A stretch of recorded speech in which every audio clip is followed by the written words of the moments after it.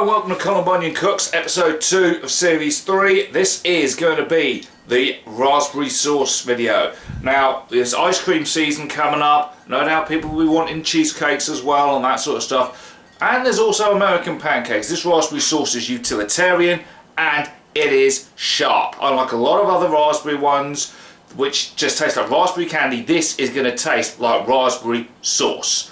Right, now I've got a pan here with about 100 ml of water in. Not a huge amount, just to make sure that the raspberries don't burn. If you have water on the bottom, you're fine. Now I've got 600 grams of raspberries. Now this is ideal for using raspberries that are reduced to clear on the end of their life. It preserves them for a while, and you need to know the variety. Mine are quite a sweet variety. There's no defining variety of raspberry. This is the key point.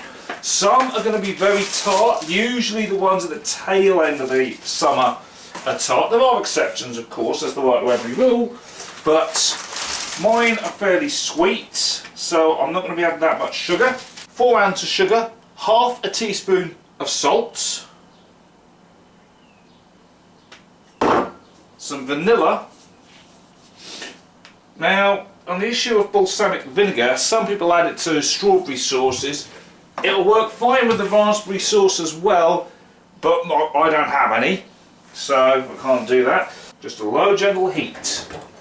And that needs to simmer for about 5-6 minutes, and the raspberries will eventually collapse and break down more. Alright, whilst the raspberries are cooking, I've got them on a medium-low heat, cranked the heat up slightly.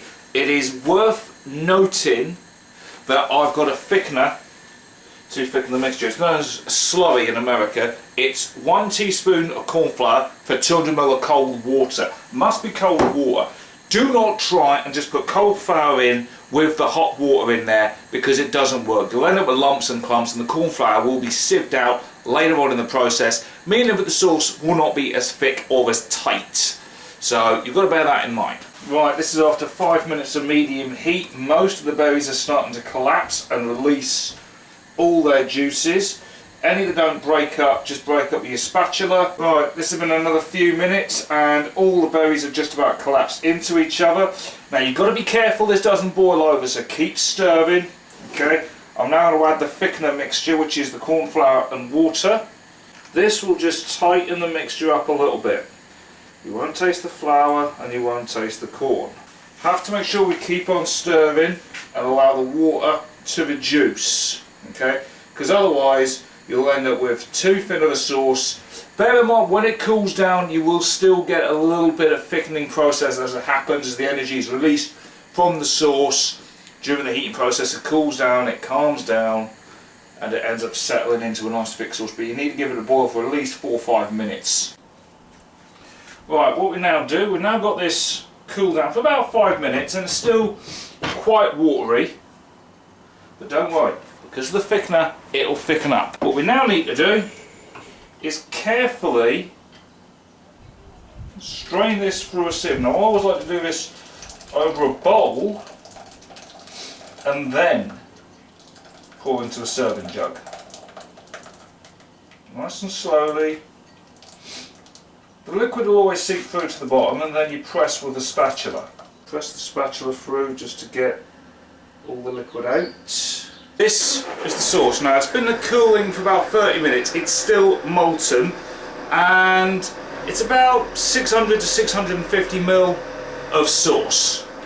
Now when it cools down it'll shrink a little bit and it'll be ideal for pouring. So I'll show what it looks like once it's been in the fridge for a good 4 to 5 hours. There we are, that's the sauce, nice and thickened, nice and viscous. Smells absolutely incredible. It's going to go on ice cream later on, but for now I'm just going to do a quick testing portion. Oh, look at that, that's viscous. That's beautiful. Let's give this a test run, see what this is like. Smells bright. Oh, it's getting shot. Come on, let's do this properly. Alright.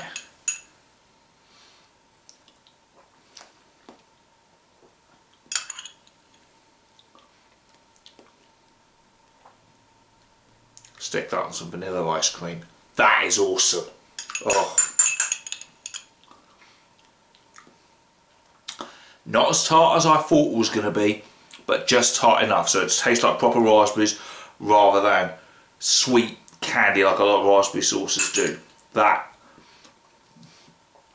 is superb, and the viscosity is ideal for pouring on ice cream, cheesecakes, pancakes. Superb. So catch me next time for the next recipe.